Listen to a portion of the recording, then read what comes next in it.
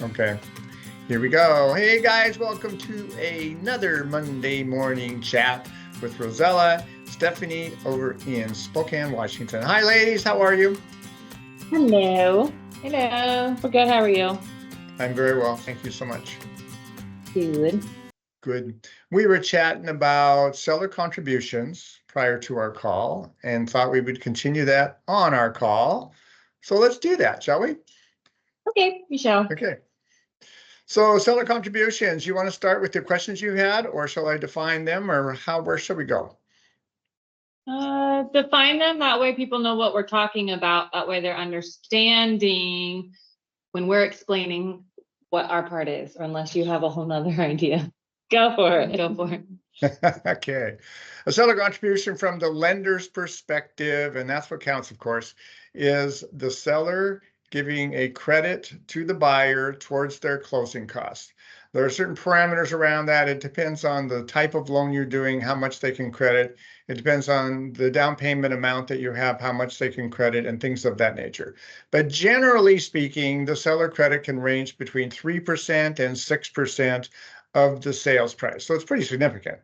It cannot go toward the down payment. You need to understand that. It can only go toward closing costs and reserves and taxes and insurance and stuff like that for the buyer. And there are great reasons to use it. It reduces the cash to close for the buyer. That's very significant. The seller is going to get a big chunk of money, like $500,000 or $1 million or whatever it is. So they can just take a portion of that, move it over to the buyer's side of the closing statement, help reduce the closing costs. That reduces what's called the cash to close from the buyer coming to closing. And you can effectively get in with just basically their down payment. And if it's like a zero down payment kind of loan, VA in particular, USDA, they can get into a house with almost nothing because the closing costs are taken care of by the seller. Are we So there allowed you to go. know that sometimes on those zero down loan programs like the VA, where I have seen that when they get a contribution, sometimes the seller, or excuse me, the buyer ends up getting a credit back at closing? We're not going to let the buyer get a credit back at closing. Oh. We're going to use everything we can toward the buyer's closing costs, and if there's any excess, it stays with the seller. Okay, good to Yeah. know. Yeah. Okay, so I have a client who's looking to purchase a house, we'll say $450,000. They're going to get 3% credited to them from the seller. And although it can't be used for their down payment, which part of their down payment was taking into consideration how much they wanted to potentially buy down their interest rate. Okay. Can you explain how that works a little bit for us? Yeah, so understand that there are two different ways we look at interest rate buy downs. There's the permanent buy down of the interest rate. So let's start at the top. When you get a loan and we look at your credit score and see the kind of loan, and you're going to get a particular interest rate, whatever it is. And that's you can pay anywhere from 0 points to 1 or 2 points. 1 point is 1% of your loan amount. So if you pay 1 point on that $400,000 loan, whatever it is, that's $4,000. And you get a lower rate for the term of the mortgage. So that's a permanent buy down.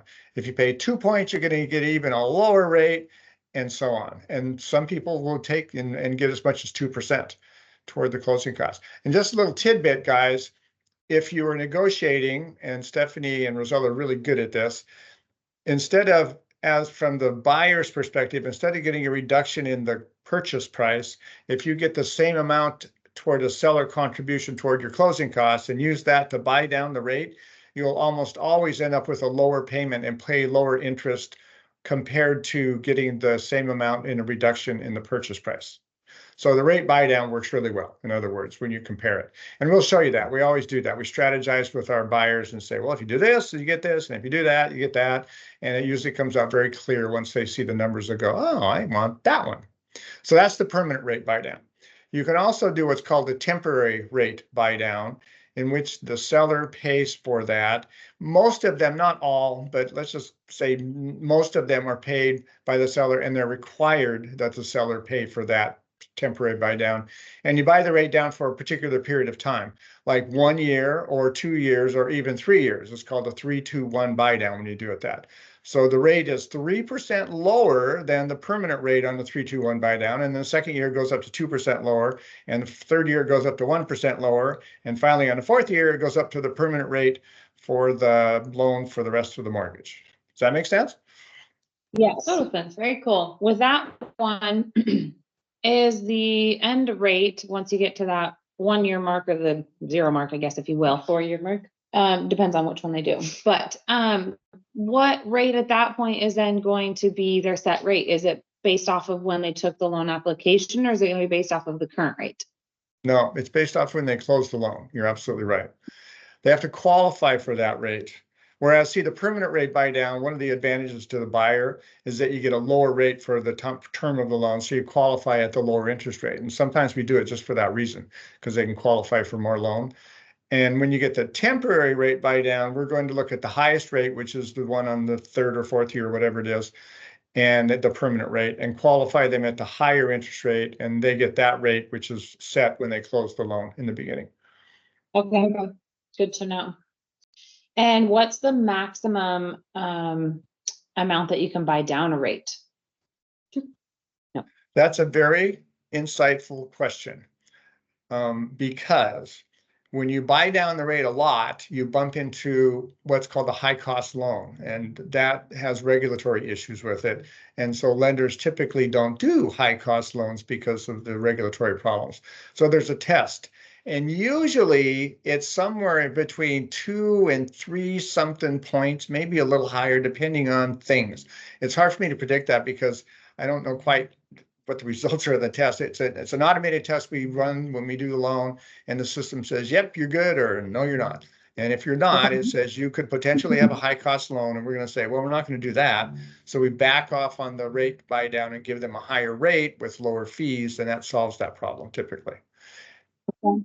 I know one question we get from buyers especially is, how do I go about getting help from the seller to buy down my rate? And people maybe not, they don't know that's our job to negotiate that for you in your offer. When you send an offer, it's within there to negotiate that. So if you do need help from the seller for that, that's where that would go in there.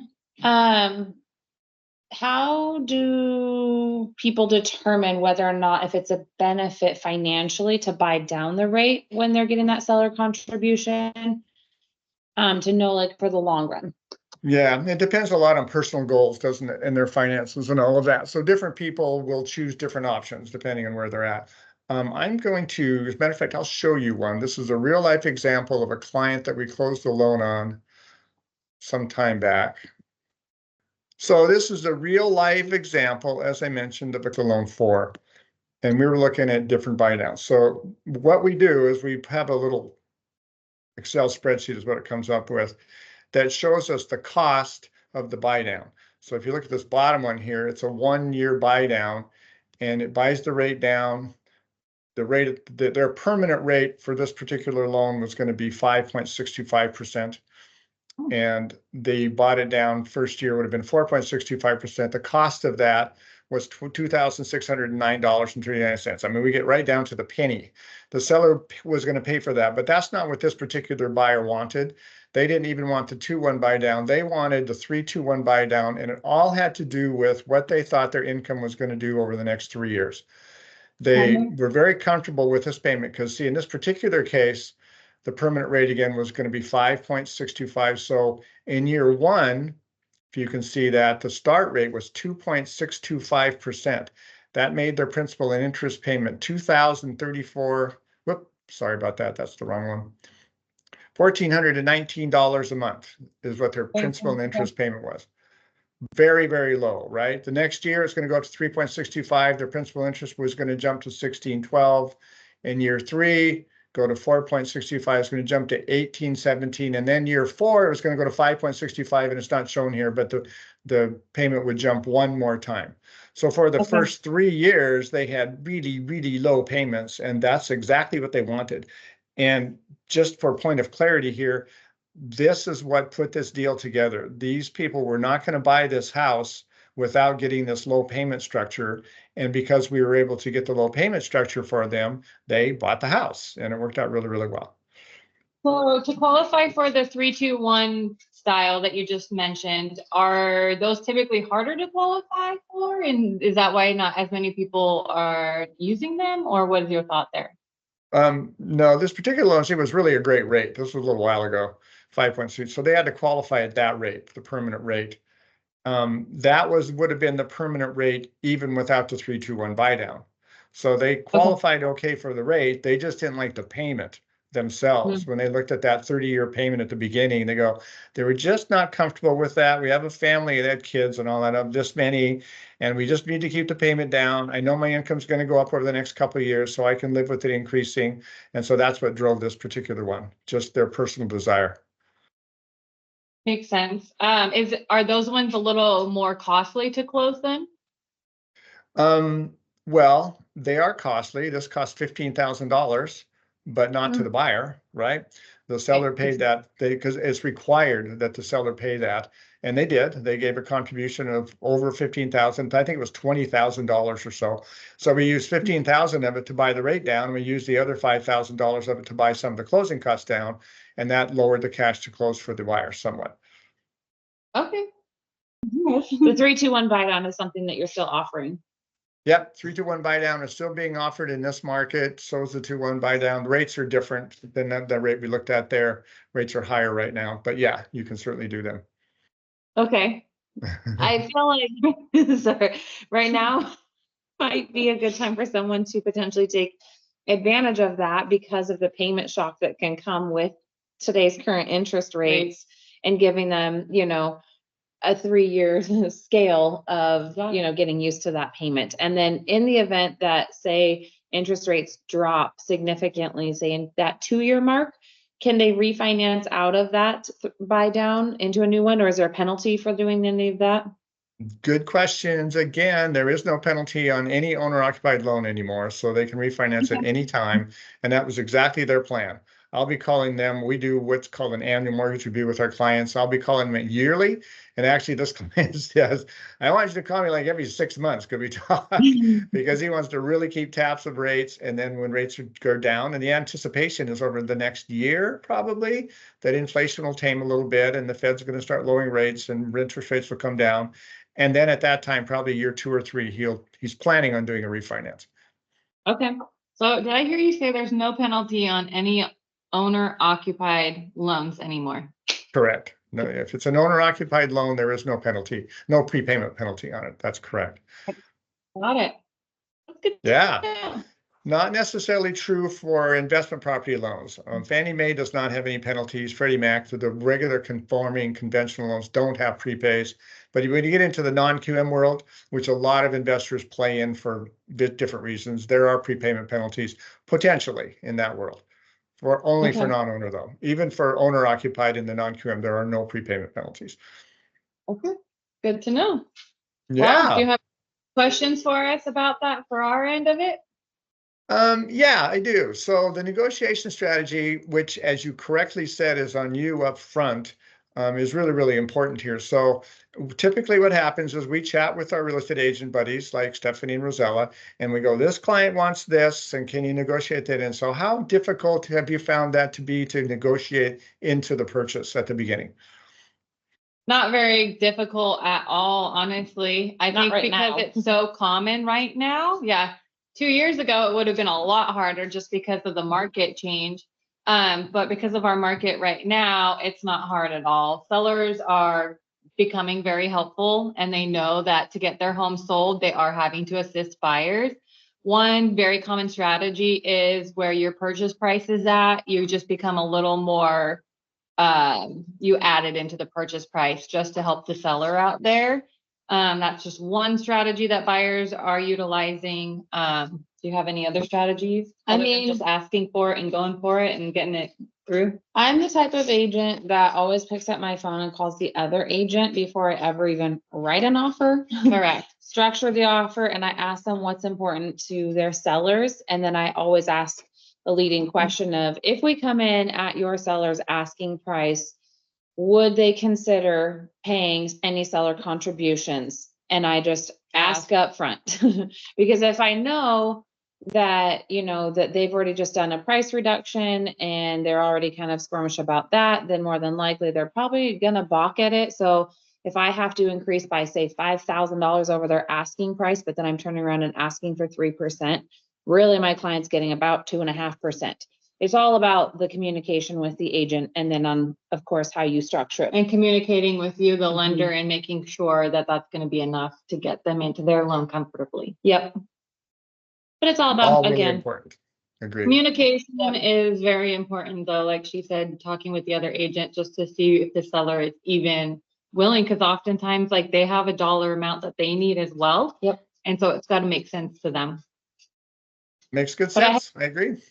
but very easy to have that open conversation. Like I just structured a deal where I know my clients could have absolutely have gone higher. However, I also know that their end goal is to keep as much money in their pocket and not utilize their reserves. So even though they could potentially finance higher, doesn't mean they really want to. So therefore, I'm going to ask that leading question with a house that I know has not had any offers. They just did a recent price drop.